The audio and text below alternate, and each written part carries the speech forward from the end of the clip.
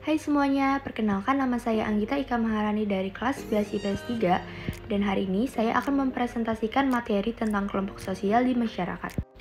Nah, kenapa sih manusia harus hidup berkelompok? Tentu saja, dalam menjalani kehidupan di dunia ini, manusia tidak dapat hidup dengan mengandalkan diri sendiri. Setiap tindakan yang akan dilakukan seorang manusia pasti saling berhubungan dan membutuhkan bantuan orang lain. Pengertian kelompok sosial itu sendiri adalah kumpulan manusia yang memiliki kesadaran bersama akan keanggotaan dan saling berinteraksi. Berikut adalah pengertian kelompok sosial menurut para ahli.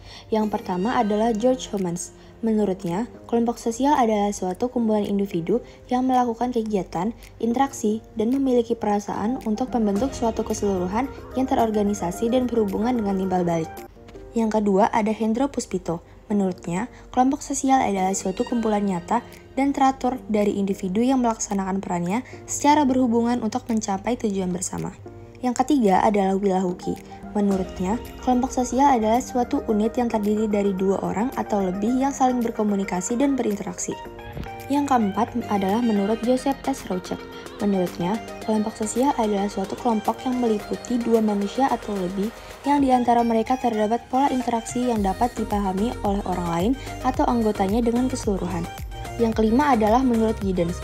Menurutnya, kelompok sosial adalah sejumlah orang yang berinteraksi satu sama lain secara teratur. Dan yang terakhir adalah menurut Jansen. Menurutnya, kelompok sosial adalah 2 orang atau lebih yang saling berinteraksi dengan cara yang terpola sebagai sebuah kelompok mereka sendiri dan orang lain.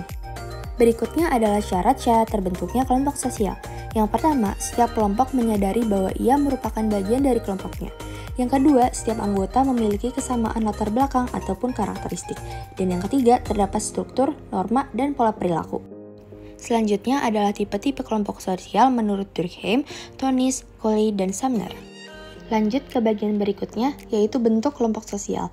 Yang pertama ada kelompok primer dan sekunder, contohnya keluarga. Yang kedua ada kelompok in-group dan out-group, contohnya para ibu warga RW1 mengakui PKK RW1 adalah kelompok mereka.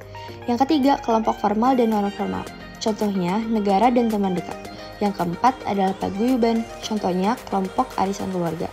Yang kelima yaitu kerumunan, contohnya orang-orang yang melihat kecelakaan. Berikut adalah pola hubungan yang terjadi antar kelompok. Yang pertama ada akulturasi.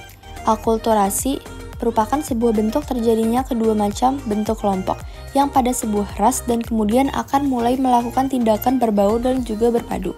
Lalu ada dominasi. Dominasi adalah terjadinya sebuah bentuk dari kelompok ras yang dimana memiliki keinginan untuk mulai melakukan kegiatan untuk menguasai kelompok lainnya. Yang ketiga adalah paternalisme. Paternalisme merupakan sebuah bentuk dari dominasi yang dimana memiliki oleh sekelompok ras pendatang terhadap sekelompok dan ras pribumi itu sendiri. Yang keempat adalah integrasi. Integrasi merupakan sebuah bentuk dari pola hubungan yang dimana memberikan pengakuan terhadap sebuah bentuk akan perbedaan terhadap ras yang dimana ada di dalam masyarakat, akan tetapi mereka juga tidak memberikan sebuah macam bentuk akan perhatian yang dimana khusus terhadap perbedaan ras tersebut. Yang terakhir adalah pluralisme. Pluralisme merupakan sebuah bentuk akan pola hubungan yang dimana memiliki pengakuan terhadap persamaan akan hak politik dan juga hak perdata yang dimana ada pada masyarakat. Terima kasih untuk yang sudah membaca dan mendengarkannya dengan baik. Semoga bermanfaat. Terima kasih. Wassalamualaikum warahmatullahi wabarakatuh.